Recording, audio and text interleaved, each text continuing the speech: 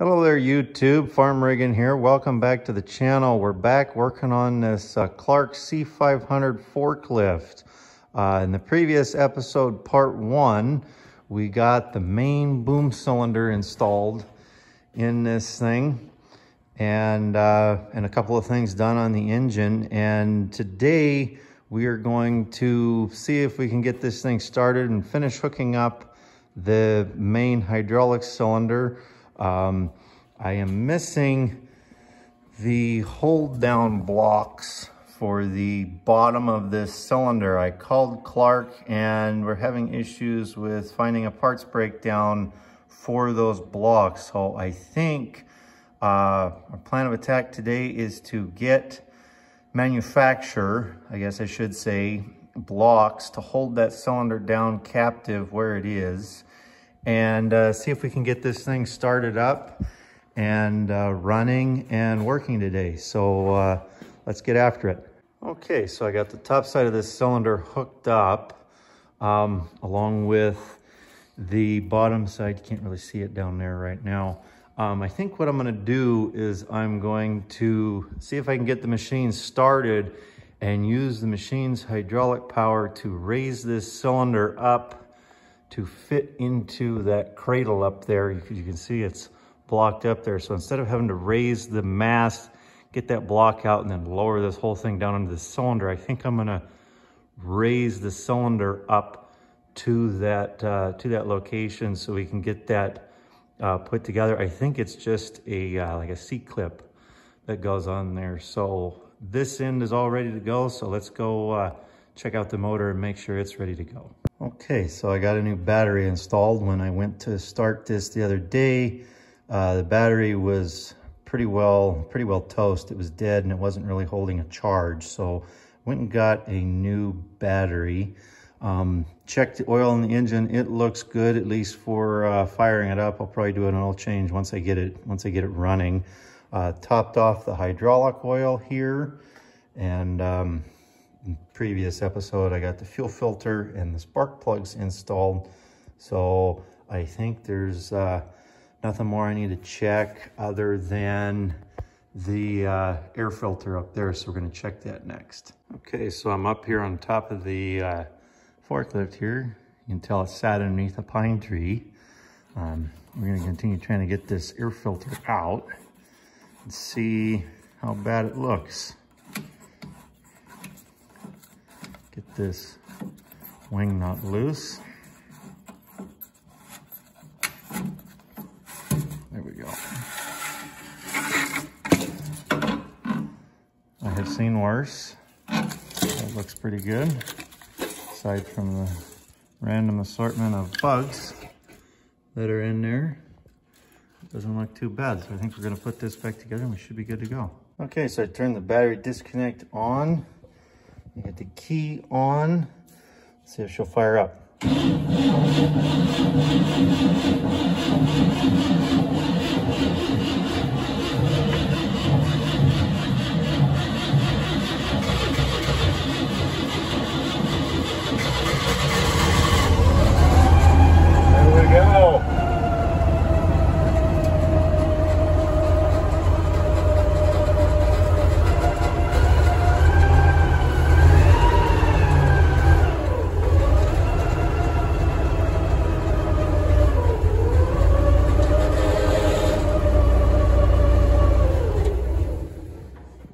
She tried. Let's try it again.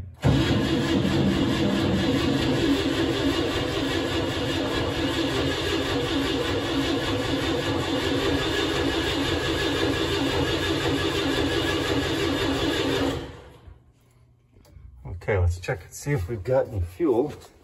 It ran for a minute. Yeah, it's got fuel coming. We'll give the starter a chance to cool down a little bit and then we'll try it again. Okay, so I managed to get it running off camera. I needed both hands. I still don't have a tripod for this phone here, so I didn't have enough hands to hold the camera and try to get this thing going again. I don't have a helper here. I'm just working by myself here in the shop. So I did get it running. It needed a little bit of starting fluid to get it get it running, but it actually runs incredibly well for sitting as long as it has.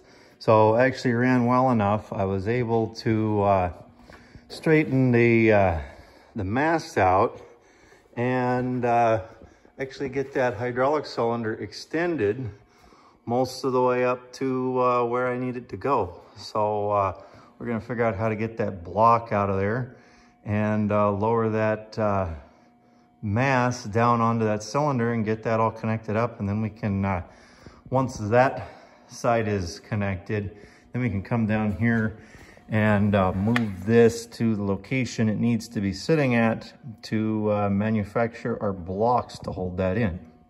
Okay, so these are the clips that go to hold the top cylinder in place. I'll show you when I get up there. There's a little groove that these three pieces sit in, kind of like that. He's looking through the camera doing this here. So they kind of sit like that. You get the idea. In the top of the cylinder, then this one sits over top like that to kind of hold them in place. And then this snap ring holds it in there. I'll show you when we get up to the top of the machine. But we got to clean all of these up to look like that so they'll fit in the groove nice and easy. So we got several more to do here. Okay, so I got these all cleaned up. This is kind of how they go together. And then this snap ring goes over top, and right here is the cylinder. We'll show you when we get up there. Okay, so here we are up on top of the forklift now. So these little pieces go down. See if I can do this one-handed. Go down, fit into the groove. I don't know if you can see that, but they fit into the groove around the cylinder there. So I'm gonna need 2 hands. So I will show you when I get this done. Okay, we finally got all that installed. What a pain that was. You can see I've had to use a various assortment of pry bars, punches, and snap ring pliers to get that installed. I finally got it installed. It's all sitting in there now. Hopefully it doesn't come out. It's kind of a goofy design if you ask me. But now I think I just got to connect these chains and route these hoses up onto their respective little wheels up there. And then we should be good to go. Okay, so in my pile of parts, I found these long twisted flat bar pieces right here with a nut welded on the bottom. I couldn't figure out where they went, and looking at the marks on the flat bar on each side and the marks on the carriage, I figured out that this is where they go.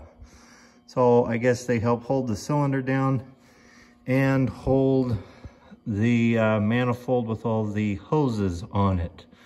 I personally would have used something maybe a little heavier, but maybe I guess it doesn't need to be heavier, but I guess that was from the manufacturer. So that's all installed there. Up top here, I managed to get all of these hoses. I'm gonna get a wire moved over here. Managed to get all these hoses routed on their respective pulleys there. So this thing, and I got the chains all hooked up onto the cylinder there. I think they're called the lift chains. I've got to oil this one up. It's a little stiff on the backside there. So, but I think we are just about ready to fire this thing up and run it through its paces and see what it does. Okay, so as you can see, the carriage is on the ground. I have to confess, I did get this thing started off camera. I raised this and I got the block out of it, got the chain off, and went to run through all the functions on the mast there. And you see these 4 little hoses here. I should have checked these a little bit more thorough before I hooked them up. You can see in the background what looks like water that is not water. I probably should have been filming this because it probably would have made a really good video.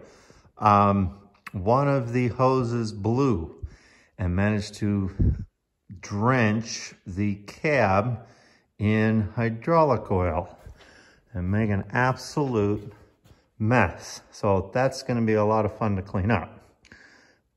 So we are broke down here until we can replace these hoses. They're not too difficult to get to. I have to pull off these 4 hoses. One of them blew. They're all kind of in questionable shape. So we're going to go ahead and replace all of them. The previous guy who was working on this apparently hooked the hoses up backwards because the levers that I was pulling, one lever side shifted the carriage. I don't know if you can see, this forklift has hydraulic expanding and retracting forks, or I guess squeeze in and squeeze out, however you want to say that, and side shift. One lever ran the side shift to the right, and then when you pull back on that lever, the forks would squeeze in, and then when you move the other lever, the forks would squeeze out, and then you pull it back the other way and it would side shift the other way. So the guy got his hoses crossed when he was hooking this up. I did not. I just tightened up the hoses that were loose there. I didn't actually switch any of them around. So we're going to have to, that should be fun to figure out when we go to put the hoses back on. We're going to have to trace all of that back to where those go. So we have to clean the cab up, replace those 4 hoses, and then we're gonna have to come back to this. And while I was at it, I noticed back here when I was working on the engine that this hose right here has got a big gouge. I don't know if it shows up on the camera or not, but there's a big gouge in that elbow, and this is for the intake right there. You can see all the pine needles. I gotta clean them off. They fell down from the roof there. But I'm gonna go ahead and replace that elbow when I go to the parts store to get the hoses, and we'll have to come back to this when I get some more parts. Okay, so we made a run to the hose store, and $569 later, we got all new hoses for the mast of this thing. We're just gonna go ahead. One blew, the others are not far behind as far as age goes. They're all about the same age and they're all in about the same shape. So there's no sense in replacing one when the others are on their way out. So we might as well replace them all if we're in there and got the hydraulic system open. So we're gonna get after it and put all these hoses on here.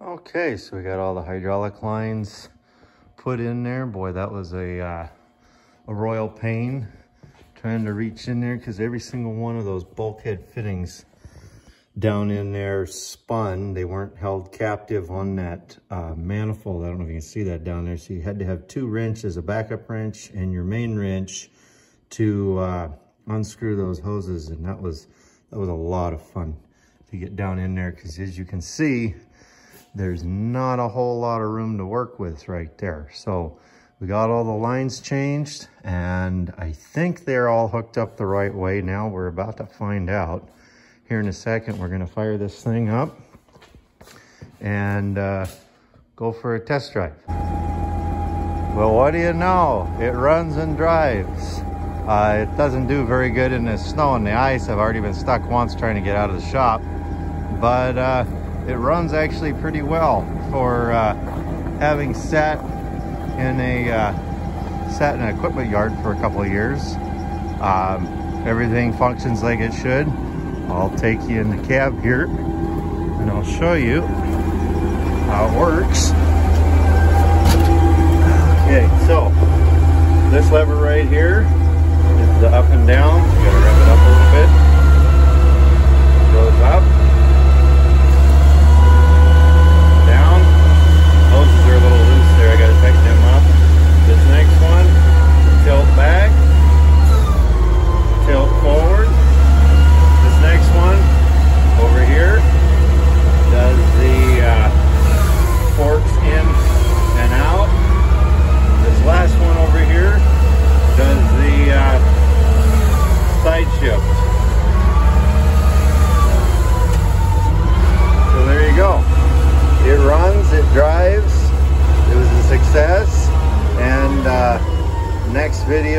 maybe I'll be doing some cleanup and maybe adding some accessories on this, but it's time to go ahead and put this thing to use.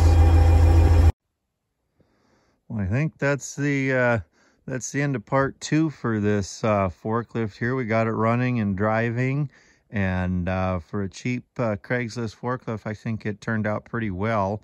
I got to get working on a couple other projects that I got in the shop. This one was kind of a last minute surprise project. I found it on for sale and went and picked it up and wanted to get it running and get it so it'll move under its own power, so I wasn't dragging it around the yard. I don't exactly have a lot of room in the yard here for all the projects that I have to work on this winter. So anyway, I'm gonna go get the shop cleaned up. So if you liked the video, give it a thumbs up and let me know how I can improve these videos.